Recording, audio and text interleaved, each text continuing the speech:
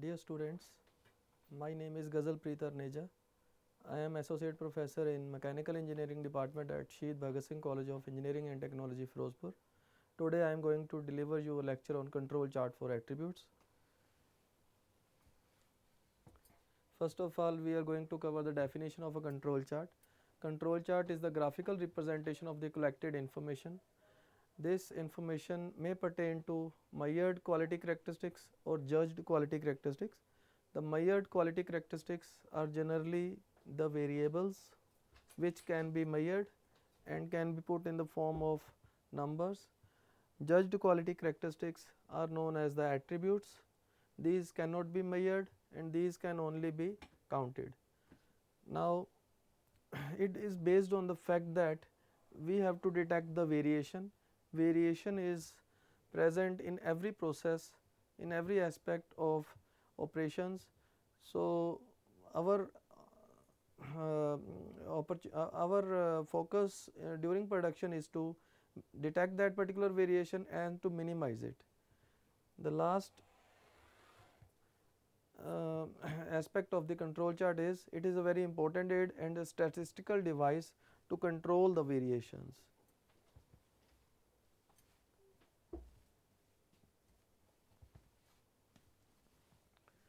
Now, the concept of variability, because of this concept we have designed the control charts, and as I have already told you that variability is present in every process.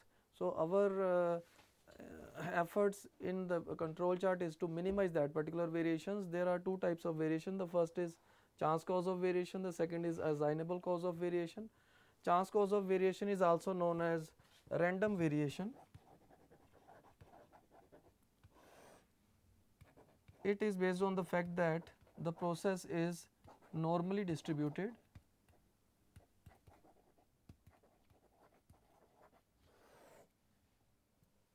If we found that only chance causes of variation are present in our system, we will leave the process as such, because these are bound to occur, we cannot eliminate them. Whereas assignable causes of variation, if present in our system, needs to be removed. Our the control chart detects these assignable causes of variation and we have to eliminate these. Whereas chance causes of variation cannot be eliminated, but if we found that only chance causes of variation are present and no assignable causes of variation are present, we leave the process as such and we continue with the process, because it is assumed to be under the statistical control. Now, the control chart are based on the kind of data we have collected. There are two types of data. The first is variable data. As I had already told you that variable data is that data which can be measured. The examples are the length, the width, the breadth, the height, the thickness, the hardness are the examples which can be measured and put in the form of numbers. The control chart based on the variable data are X bar and R chart and X bar and sigma chart. Now, our main focus today will be the control chart based on the attribute data. These are based on the kind of quality characteristic, the whether we are dealing with defectives or we are dealing with defects. If we deal with the defectives, then we use two types of charts, P and NP chart. If we deal with defects, we use two types of chart, that is C chart and U chart. P is fraction defective,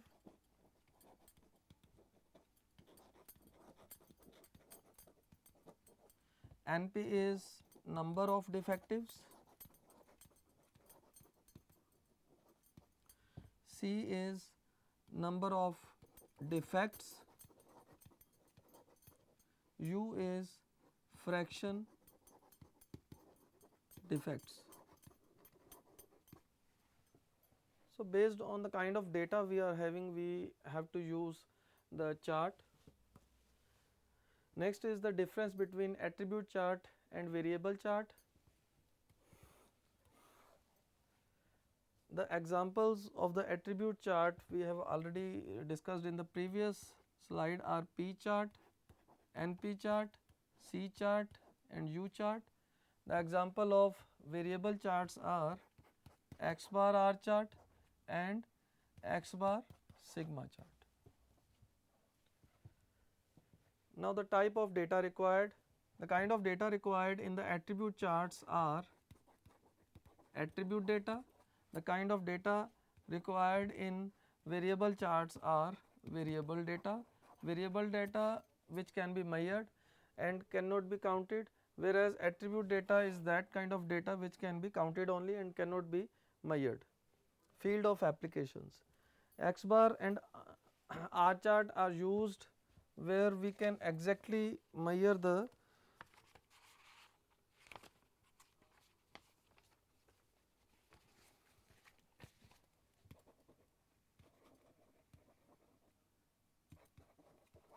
data, whereas field of application in case of attribute chart is the where we have to deal with either defectives or defects. Advantages in case of attribute chart are, the first is the data required are often already available from inspection records. Second is easily understood by all the persons. Third is it provides overall picture of quality history. The advantages of variable chart are, it provides maximum utilization of information available from data. The second is it provides detailed information on process, average and variation for control of individual dimensions. Disadvantages of attribute charts are, they do not provide the detailed information for control of individual characteristic, because the kind of data we are having is attribute, and attribute data can be categorized into two parts. One is confirming, either it is confirming or it is not conforming to the specification requirements. So this type of data won't give us the exact picture, won't give us the detailed information. Second is they do not recognize different degrees of defectiveness. Then disadvantages of at variable chart are, they are not easily understood unless training is provided, because there is the confusion between the control limits and specification limits.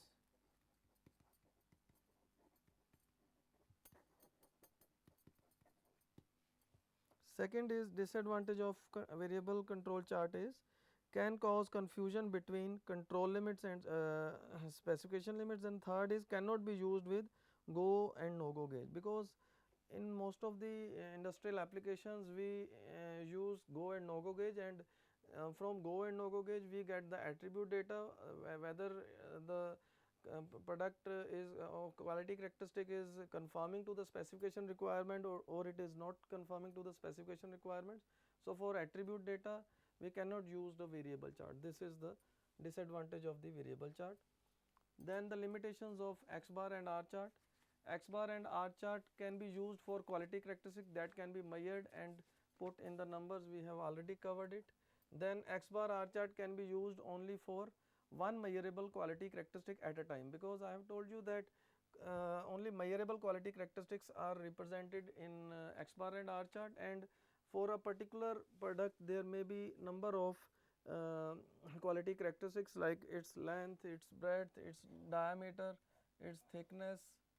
For a simple looking product it may have many quality characteristics. So for each quality characteristics a separate X bar and R chart needs to be plotted, so which is very costly and time consuming effort. So it cannot be used for the data which is available from go no go gauges. Then third one is for the reason of economy, because most of the industrial applications we use go no go gauges, and which gives us the information in the form of either confirming or not confirming to the specification requirements. So or in other words whether the product is good or bad. So these kind of data can be counted. And second is in certain applications we cannot use the X bar R chart, where we have to count the number of defects present. The example is in case of uh, casting, where the kind of defects may be blowholes, cracks, swells, undercuts and finish. So in those cases we can only count the number of defects present, because the defects will not be will not make that particular product it may not be able to use in the application, industrial application.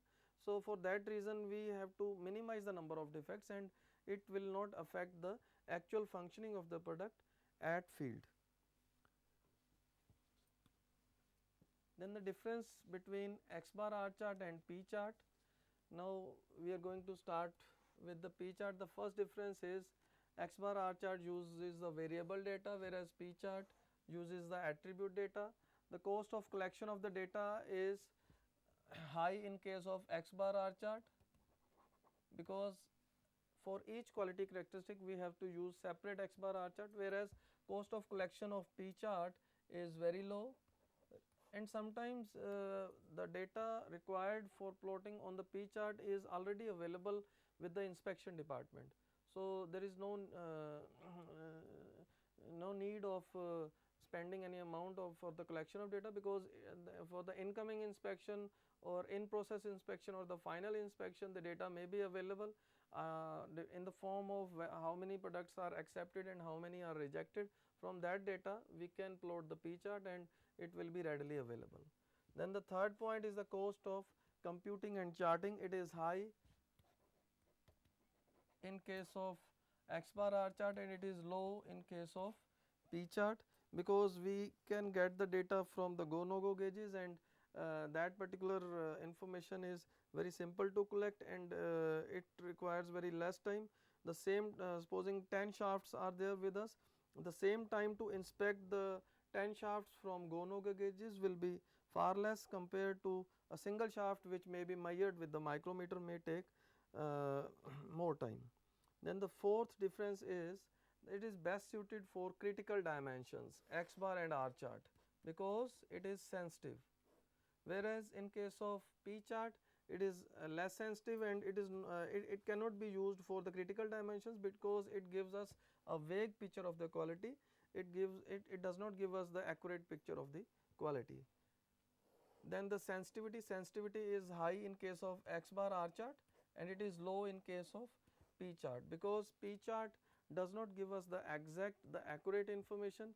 A product which is defined as defective, maybe because of many number of defects, but it only demarcates its like defective piece and it does not tell us where the actual problem is. Because of the criticality of the situation, we have to use the X bar and R chart only. Then the last one is the sample size. Sample size is low in case of X bar R chart and it is high in case of P chart, because in P chart we may have the sample size of complete day production, or it may be a batch size, or it may be a lot size. So, in case of P chart the sample size is high. Now, what is P chart? P is basically fraction defective.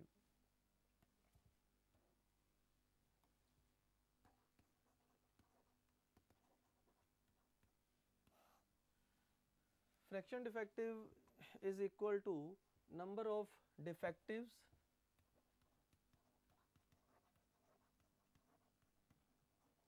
divided by sample size. So, this is P. So, in the P chart we plot P on the control chart. Now, it is based on the binomial distribution. The mean of the P chart is P bar sigma Ni Pi divided by sigma Ni. Ni is the sample size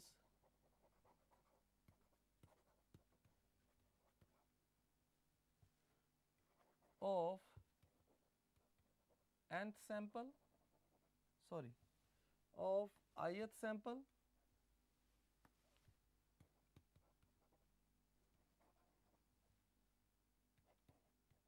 Pi is fraction defective of ith sample. So, from this we can calculate the P bar, the mean fraction defective, then the standard deviation in case of P chart, it is equal to under root P bar multiplied by 1 minus P bar divided by n. So P bar we have already calculated, n is the average sample size. If it is constant, then it will remain same, but if it varies, then we have three options. We will discuss this later on. Then upper control limit of the P chart is based on the fact that we put the control charts at plus minus 3 sigma level, because within plus minus 3 sigma level we have 99.73% components are within that particular, so we can easily detect whether the presence or absence of assignable cause of variation. So upper control limit of the P chart is P bar plus 3 under root P bar 1 minus P bar divided by small n. Lower control limit is set at minus 3 sigma level, so it is P bar minus 3 under root P bar into 1 minus P bar divided by small n. So these control limits are plotted in the control charts. So this is the center line represented by CL. This is the lower control limit LCL of the P chart. This is the upper control limit of the P chart, and for each N1 N2, for each subgroup we plot the fraction defective, and those particular points are then joined with the line. So if any point goes outside the control limits, it represents the assignable cause of variation. If all the points are randomly distributed above and below the control limit, it represents the random cause of variation, the natural cause of variation. But if any point goes outside the control limit, it represents the assignable cause of variation, and then that particular point will be dealt separately, because it represents the presence of some assignable cause of variation. Now there are two chances for presence of assignable causes of variation. One is if a point falls above the upper control limit, and second is if the point falls below the lower control limit. Now the matter with which we deal with the point falling outside the upper control limit will be dealt differently from the kind of matter we will discuss with the point falling outside the control limit below the lower control limit. So because below the lower control limit will mean that the quality has actually improved, and if a point falling above the upper control limit, it will indicate that quality has deteriorated below the particular level. So naturally if a point falls below the lower control limit, it represents, it identifies that our quality has improved, and this particular improvement in quality may be because of the faulty inspection program. So it must be looked differently if we deal with the points falling above the upper control limit. Now the purpose of P chart, is to discover the average proportion of defective articles. Second is in sampling inspection. What is sampling inspection? Sampling inspection is the kind of inspection for taking the decisions of either acceptance or rejection of a particular lot. So if we are using the P chart, means fraction defective chart, and if a lot comes to us for sampling inspection and we take a particular sample and determine the fraction defective in that particular sample, and if it goes above the upper control limit, it will mean that the quality is deteriorated above a particular level. So it will mean that we can take the decision of rejection of that particular loads, and if that particular fraction defective lies between the control limits of upper control limit and lower control limit, definitely we are going to accept the load. So it may help us in taking the decision of either acceptance or rejection of the incoming loads, and in that it will help us in sampling inspection. Then the third purpose of the P chart is it suggests where to use the X bar and R chart. Now as I have told you that during the plotting of the chart, we plot the values of P Now if all the point lies randomly above and below the control line, it will mean that the no assignable cause of variation is present and only chance causes of variation are present, and we will leave the process as such, because it will indicate that our process is within statistical control. But if a point goes above the upper control limit, it will indicate that our process has deteriorated above a particular level. So it will indicate some action to be taken, because assignable cause of variation is present, and action may be to discover the actual cause of the problem, and or in other words to use the X bar and R chart. So it suggests us where to leave the process as such and where to critically analyze the kind of defective, because it may be because of some particular cause, and that particular cause can be critically analyzed by X bar R chart only. Then how we design the sampling study of P chart. The first is the selection of the quality characteristic.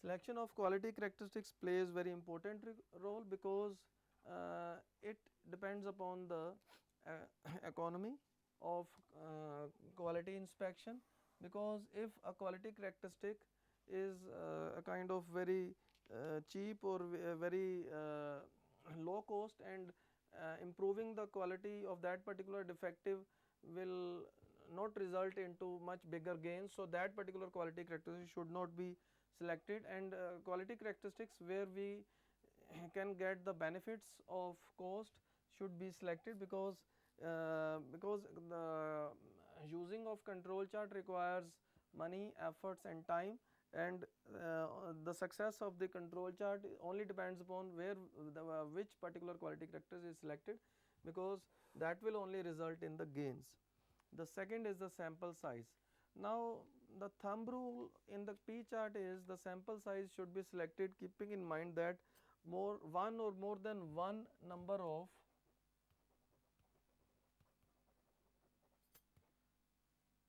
defectives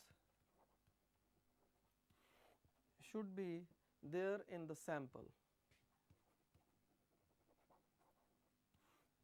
Now if the fraction defective is very less, supposing we take the example of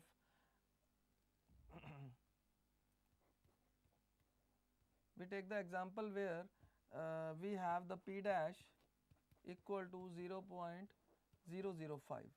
So we need to determine the sample size, that is n. So np dash we have already taken that it should be either 1. So supposing we take it as the 1 divided by 0.005, so it comes out to be 200. The sample size should be taken as 200 for for a subgroup where the fraction defective is 0.005.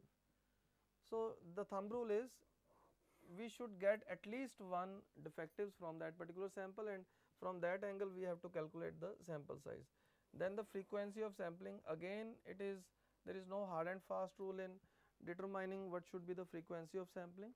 It may be very, we may take very frequent sampling if the problem is occurring at a very fast pace and it needs to be controlled, and if we found that all the quality characteristics are lying within the control limits and only chance cause of variation are present and no assignable cause of variation is present, then we leave the process as such and the frequency of the sampling may be decreased.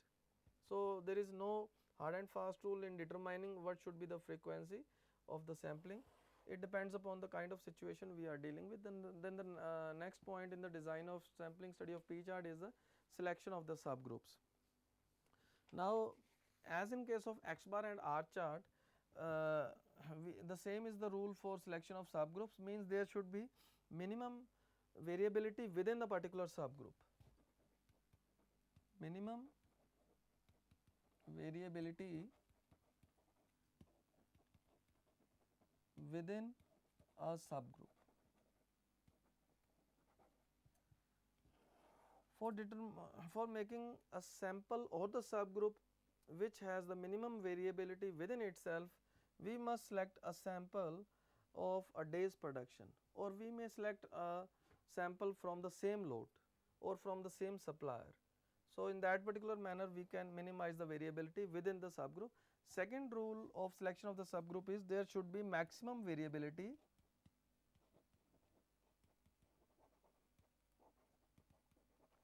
between subgroups.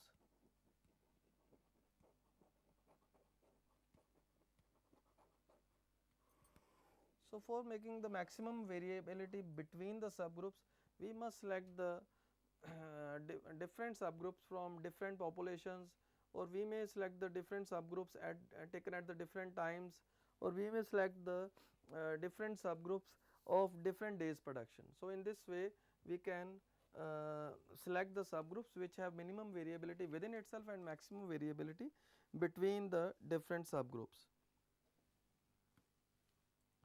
Now when the subgroup size varies, because we are using the P chart, and P chart is the fraction defective chart, and I have told you that the sample size is generally taken as a complete day's production, or it may be a complete size of lot, or it may be a batch produced at one time. So, naturally if we are assuming that it is a complete batch or it is a complete lot, it is a one day production, the subgroup size is bound to vary. So, when the subgroup size varies, naturally the small n which represents the sample size will also vary. So, we know that the standard deviation of the P chart is under root P bar into 1 minus P bar divided by n, and P bar, that is the mean, is equal to sigma np divided by sigma n. So, it means that the control limit for a different subgroup will vary, because upper control limit or the lower control limit is P bar plus minus 3 sigma p, and naturally the P bar, that is a mean fraction defective, will also vary. So, how to deal with such a situation in which the sample size is varying, and it is a very common practice that sample size do vary in the fraction defective chart. So, first thing we can do is the compute control limit for every subgroups. So, if we have the center line of the P chart, then if the first subgroup is having the sample size of 100, so accordingly upper control limit and lower control limit will be suited to that particular subgroup size. Then the next sample size is posing 150, so we may have different control limit, upper control limit based on the sample size of 150.